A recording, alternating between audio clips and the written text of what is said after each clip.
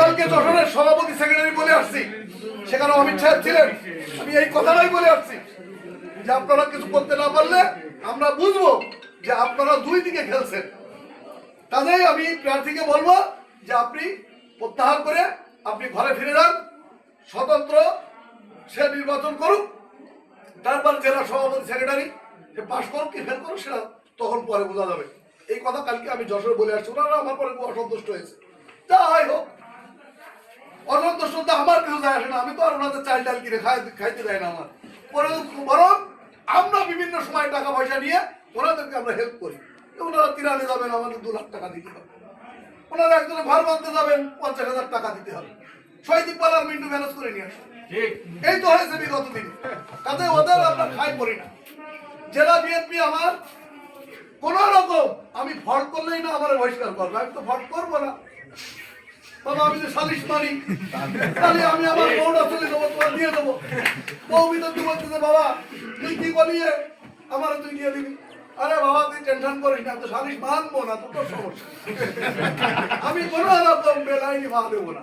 তুমি জেলা বিএনপি সভাপতি সেক্রেটারি, তুমি আমার কি করবা? কি করবা? আমার কিছুই করতে পারবা না। তবে মনিরামপুরের এই বিষয়টা নিয়ে জেলা বিএনপি একটা খেলায় নেমেছে। আমি স্পষ্টভাবে বলছি যে জেলার সভাপতি এবং সেক্রেটারি, সাথে আরো কেউ আছে কিনা আমি জানি না, তবে এই দুইজন স্পষ্ট যে তারা এই নির্বাচনটাকে নিয়ে আমাদেরকে একটা খেলা করছে।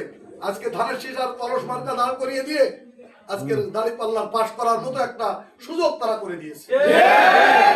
আজকে তারা পারত এই রশিদ আহমদকেও যদি এখন তারা বলতো যে তুমি ভাই তুমি ভোট করো না, তুমি চেপে যাও, যে কথা আমি কালকে বলেছি ওরে, যে আপনি বলেন যে আমি ধানের শীষের থেকে প্রত্যাহার করে আমি ঘরে চলে গেলাম, তাহলে হয়তো এদিকে ভোট হইতো, যা হয়তো হতো। কিন্তু এখন যে অবস্থা হয়েছে সে অবস্থায় দাঁড়িপাল্লা এরকম অবস্থা। পাল্লা এখন এই মুহূর্তে, এখন থেকে 1 ঘন্টা আগে আমাদের ধানের শীষ প্রতীকের ব্যানার টাঙা ছিল। আলামিন নামে একটা ছেলে ফয়তাবাজ গ্রামে বাড়ি, স্বেচ্ছাসেবক দল করে, তাকে মেরে এখন হসপিটালতে দেখে আসলাম। দাঁড়িপাল্লার লোক ধানের শীষের গায়ে হাত দেয়, কত বড় দুঃখজনক ঘটনা। সামনে আরো দুঃখ আছে, কত দুঃখজনক ঘটনা। এই বাংলাদেশে যদি এইরকম আমাদের ভিতরে ডিভাইডেড করে দাঁড়িপাল্লা কোন রকম এই রাষ্ট্রীয় ক্ষমতায় বসতে পারে, ভাইরে আমাদের যে কি জ্বালা হবে।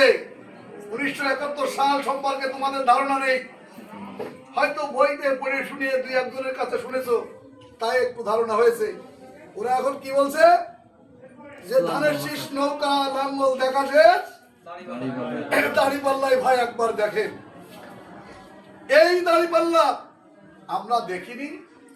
1971 সালের স্বাধীনতা যুদ্ধের সময় এই দাঁড়িপাল্লার যে সমস্ত দোসররা, তারা ওই পাকিস্তানি হানাদার বাহিনী মিলিটারি নিয়ে আমার জওয়ান যুবতী মাদের উপরে, আমার মেয়ের উপরে, আমার বোনের উপরে আক্রমণ করাইছিল কারা? এই দাঁড়িপাল্লার লোকেরা। এই রাজাকার আলবদর আল শামস তারা সেদিন চিনিয়ে দিয়েছিল যে মিন্টুর ঘরে একটা বোন আছে, মিন্টুর ঘরে তার একটা মেয়ে আছে, তাই তো তারা সেদিন ওই পাকিস্তানি হানাদার বাহিনী আমার বাড়ি চিনেছিল।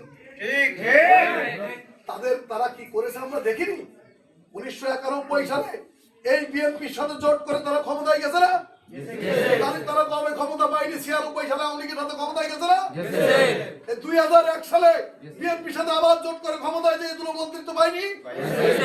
আজকে বলে আমরা জীবনে কোনোদিন কোনো ক্ষমতায় যাইনি, আমাদেরকে একটা সুযোগ দেন। কত বড় জাতি, এক নম্বর মুনাফিকরা, এদের মতো মুনাফিক নেই। কাজেই আমাদেরকে সতর্ক হতে হবে, আমাদের সাবধান হতে হবে।